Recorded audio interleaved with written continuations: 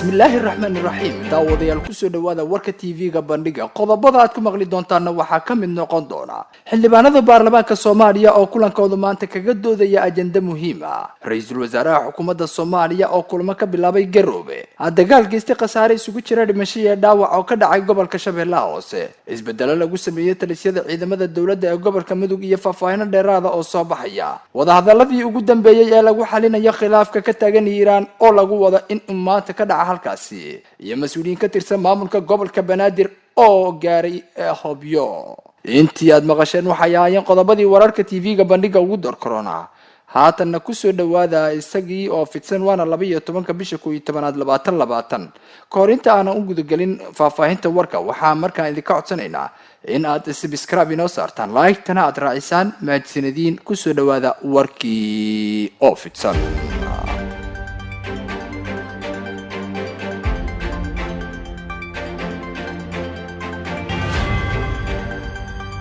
ra'iisul wasaaraha xukuumadda federaalka Soomaaliya oo gaaray Garowe ayaa waxa lagu soo waramayaa in kulamo uu ka bilaabay halkaasi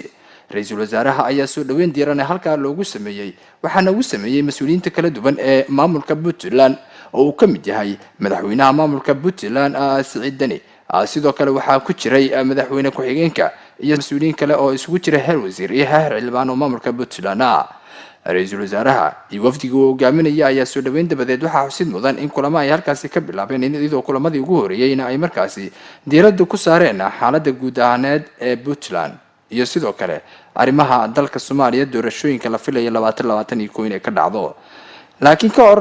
soo dhaweynta waxaa ka qayb ka qaatay madaxweynaha maamulka Puntland oo ka hadlay soo dhaweyntii ra'iisul wasaaraha iyo gaaritaankii halka uu gaaray maalintii shalay ra'iisul wasaaraha iyo wafdiga ballaaran ee la socday maanta booqashada ku yimid magaalada Garowe dowladda Puntland waa ku faraxsanahay inuu ra'iisul wasaare ku soo dhawo Garowe intii fursad fiican weeye in maanta ra'iisul wasaaraha iyo xukuumadda wafdiga kala socday noo yimaadaan waqti gaaban weeye waa soo dhaweyn insha Allah wixii warar aana way noo dambeyn doonaan ilaahay ka dhigo marka dhulkiina ku soo dhawaada kadib waxaa hadlay ra'iisul wasaaraha xukuumadda federaalka Soomaaliya isaguna waxa uu yiri ala sayyidina Muhammad wala alihi wa sahbihi ajma'in madaxweynaha gobolka Puntland madaxweyne ku-xigeenka Puntland wasiirada xildhibaanada reer Puntland wasiirada iyo xildhibaanada federaalka dhamaantiin assalaamu calaykum waraxmatullaahi wabarakaatuh maanta xaqiiqdii farxad weyn ayay tahay inaan imaado hooyadii Soomaaliya Puntland waa ku mahadsantihiin waxaan mahad gaar u jeedinayaa shacabka Puntland gaar ahaan shacabka Garowe sida qiirada leh ay soo dhaweeyeen magaaladan maahan markii ugu horeysay aan imaado waa magaaladeedii oo muddo 14 sano ka shaqeynay marka farxad iyo reereyn ayay tahay wixii warar ah gadaal ayaan u dhiganaynaa aad iyo aad ayaan u mahadsantihiin soo dhaweynta qiimaha leh ee aad isiisaan madaxweyne iyo shacabka Puntland si kastaba ra'iisul wasaaraha xukuumadda federaalka Soomaaliya ayaa horay waxa uu sheegay in wadahadalo ay la furayaan cid waliba oo doonaysa horumarka dalka sidoo kalena inay ka qayb qaadato rajaynayso doorashada 2021 in si xal iyo nabad ay ku dhacdo waxa uu kale oo xusay in cid waliba uu albaabkiisa u furan yahay oo soo dhaweynayo sidoo kale ra'iisul wasaaraha ayaa ballan qaaday in Puntland kaliya uusan markaasi ku ekaan doonin sidoo kalena uu booqan doono Jubaland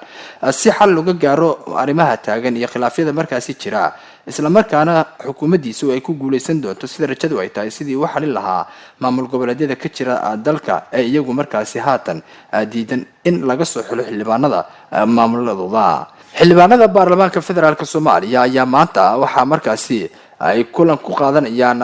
magaalada Muqdisho gaar ahaan xarunta Villa Hargeysa iyadoo xaruntoodii hore maanta ay ka soo minguuriyeen kulamadii ay ku qaadi jireen isla markaana kulankoodii maanta uu ka dhacayo xarunta Villa Hargeysa ee magaalada Muqdisho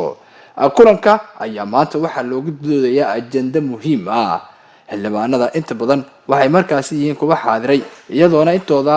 badan xildhibaanadu ay markaasi qorsheynayaan inay ka doodaan arrimaha ku saabsan ajenda dhawaan la horgeeyay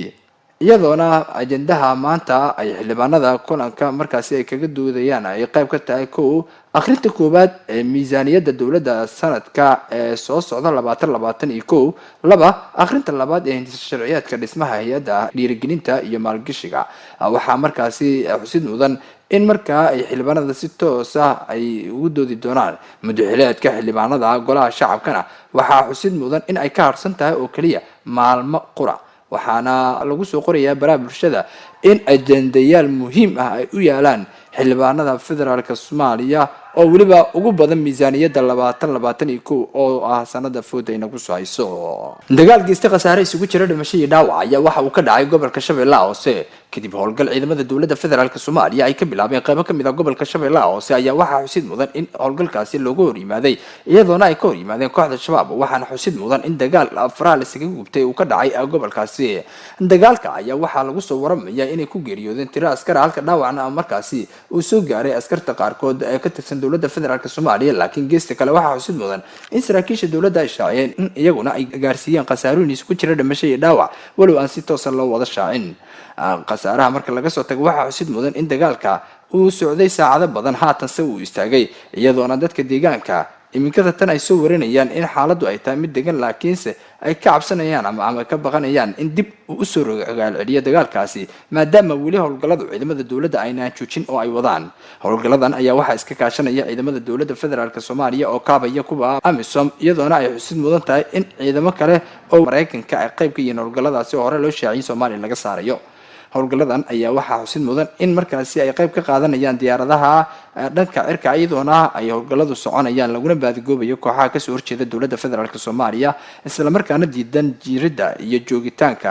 dowladda federaalka Soomaaliya oo hoggaanka u haya mudane Maxamed Cabdilaahi Maxamed Farmaajo si kastaba howlgalkii ugu dambeeyay ee shalay ay sameeyeen ciidamada dowladda federaalka Soomaaliya watii ay ku shaaciyeen in ay ku gubeen xarumo waaweyn oo ay lahaayeen al-shabaab waliba ay ku qarsan jireen waxyaabaha qarxa iyadoo sidoo kalena ay ku dileen tiro askar ah oo ka tirsan al-shabaab iyadoona sidoo kale howlgalladooda ilaa xalay uu socday saakana la arkay ciidamo fara badan oo isku gadaamay qaybo kamid ah gobolkaasi iyadoona howlgalka ugu balaaran uu ka dhacay qaybo markaasi ku xeeran sida Gandarsha iyo deegaano kale waxaana xusid mudan in howlgalladaasi lagu raadinayo al-shabaab iyadoo ciidamaduna howlgalladu ay yihiin kuwa isdaba joog ah oo ay sameynayaan waxaana horey ay u shaaciyeen taliska ciidanka xoogga dalka Soomaaliyeed in howlgalladaasi ay ugu goleeyeen sidii ay u soo aftireen dhammaan kooxda shabaab ee ka dagaalamaya gudaha Soomaaliya wadahadaladii ugu dambeeyay ee lagu xalinayo khilaafka ka taagan Hiiraan ayaa waxa markaasi lagu wadaa in saacadaha soo socda uu ka dhaco halkaasi wadahadaladan ayaa waxa uu gaaminayo wasiirka arrimaha gudaha xukuumadda federaalka Soomaaliya waxaana lagu wadaa in maanta uu ka qayb qaato gudoomiyaha ama generaalka ugu sareeya kooxda la magac baxday dib u xoreynta Hirshabelle jabhadan ayaa iyadoo hore u diidaneed inay wadahadal la qaadato maamulka Hirshabelle laakiin waxay xuustay in wadahadal ay la qaadanayso dowladda federaalka Soomaaliya sida aawadeed waxa xusid mudan in wadahadalada haatan la furayo oo hogaaminayo wasiirka arrimaha gudaha oo halkaasi ku sugan iyadoona wasiirka arrimaha gudaha xukuumadda federaalka Soomaaliya wadahadaladaasi uu markaa diiradda ku saari doono sidii xal degdeg ah looga gaari lahaa xaaladda khilaafsan ee ka taagan Hiiraan waxaa xusid mudan in ay kasoo horjeedaan jabhadan maamulka Hirshabelle oo ay shaaciyeen in ay diidan yihiin gabi ahaantiisba isla markaana ay taageersan yihiin oo qura dowladda uu hoggaanka u haya mudane Maxamed Cabdilaahi Farmaajo waxaa xusid mudan in hadda markii la shaaciyay in kulamadaasi maanta uu dhacayo dhammaan warbaahinta dhagaha ay u taagayaan waxyaabaha ka soo bixi doono oo kulamadan ayaa waxaa la shaaciyay in ay ka madax banaan yihiin warbaahinta dalka iyadoona laga dhor sugayay in marka uu soo ilaado dabadeed lala hadli doono warbaahinta lana shaacin doono waxyaabaha ka soo baxay korsi horeysay ay ahayd markii warbaahinta bandhiga FM laga baahiyay war ku saleysan in jabhadan la magac baxday dib u xoreynta Hirshabelle iyadu aysan ogoleen inay la hadasho maamulka Hirshabelle kaliya ay daneynayso inay la hadasho dowladda federaalka Soomaaliya sida aawadeedna mas'uuliyiin ka tirsan dowladda federaalka Soomaaliya halkaasi loogu diray oo kamid yahay wasiirka arrimaha gudaha si ay u soo xariyaan khilaafka ka jira halka waxaana xusid mudan in khilaafka mar ka dambeeyo si taraya laakiin haatan ayaa la filayaa in la soo gabagabeeyo oo waliba maanta kulankii ugu dambeeyay la filayay inuu dhaco sida ay sheegeen mas'uuliyiinta sare ee maamulka Hirshabelle mas'uuliyiin ka tirsan maamulka gobolka Banaadir ayaa waxay gaareen hobyo gudoomiyaha guddiga gaadiidka leedahay gobolka Banaadir ayaa qayb ka mas'uuliyiinta halkaasi gaartay mas-uuliyiintan ka tirsan guddiga gaadiidka gobolka banaadir islamarkaana qayb ka ah dadka ku howlan dhismaha wadada Hobyo iyo Gaalkacyo ayaa kormeeray sida shaqada ay uga socoto halkaasi. Wafdiga waxaa urkacaya gudoomiyaha guddiga Cabdullaahi Cali Saad waxaana dadka dhismaha gacanta ku haya ay ku wareejiyeen gaari loogu talagalay dhismaha wadada loo adeegsado. Guddiga gacanta ku haya dhismaha wadada ayaa mahad celiyay sidoo kalena waxa uu mahad celiyay mas-uuliyiinta uga timid gobolka banaadir sida uu sheegay Cumar Salaad Cilmi oo guddigaasi u qaabilsan hanti dhowrka. Gudoomiyaha guddiga gaadiidleyda gobolka banaadir ayaa dowladda federaalka Soomaaliya iyo sidoo kale galmudug ba ugu baaqay in ay gacan ka geystaan dhismaha wadada muhiimka ah ee xiriirisa magaalooyinka Gaalkacyo iyo Hobyo. Warkii oo aad ka daawanayseen TV-ga bandhiga khiyaarta aynu jecelnahay oo inaga inta waana 12 bisha 11 sanada 2020 bishan waa December. warka waxaa idin soo saaray halkan idin kala socodsiinaya anigoo ah saaxiibkiin Ibrahim Sheekh Xuseen Sheekay. saaxiibkii Carabna waa uu farsameynayay. nabadgelyo.